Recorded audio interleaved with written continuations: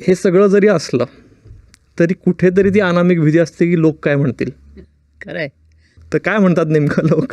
माझा ना त्या बाबतीतला अनुभव असा आहे की एकतर आपण एवढी मनाशी खुणगाट बांधली पाहिजे की काही झालं तरी लोक बोलणार आहेत. पण बोलणार आहेत म्हणजे काय, शेवटी जाता जाता बोलतात. बोलणार म्हणजे ते काही तुम्हाला येऊन टोचतायत का काय करतायत, तर तुम्ही ते किती मनावर घ्यायचं.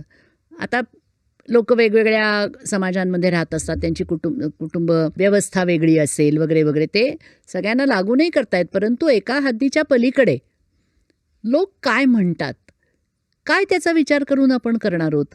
म्हणजे माझ्या मुली लिव्ह इन रिलेशनशिपमध्ये आहेत, हे मी कधीही लपवलेलं नाही आहे. मला जर कोणी विचारलं काय काय चाललं आहे मुलींचं, लग्नाचं काय, नाही, मित्र मिळालेत आणि ते सध्या एकत्र राहत आहेत, हे खुलेपणाने मी सांगत आलेली आहे. तर त्याच्यावरून काय होतं, तुम्ही मोकळेपणाने सांगितलं ना, किमान तुमच्या तोंडावर तरी लोक काही हे करत नाही, उलट चांगली चांगली प्रतिक्रिया देतात. म्हणजे आमच्या साधारण 90च्या वयातल्या आमच्या एक ओळखीच्या आजी होत्या. त्यांनी विचारलं मला की काय मुलींचं काय चाललं आहे, लग्न कधी करणार. म्हटलं अहो नाही, आता काय खूप छान मुलगे आहेत त्यांना, दोघी नाही म्हणजे दोघींना चांगले मित्र आहेत, आम्ही भेटलो आहे त्यांना, आमच्या घरी ती मुलं येऊन गेलेली आहेत, पण आता लग्न करायचं नाही, एकत्र राहत आहेत मात्र ते. 90 वर्षाच्या आजी म्हणल्या हरकत नाही, जाऊ दे, कंपनी असणं महत्त्वाचं.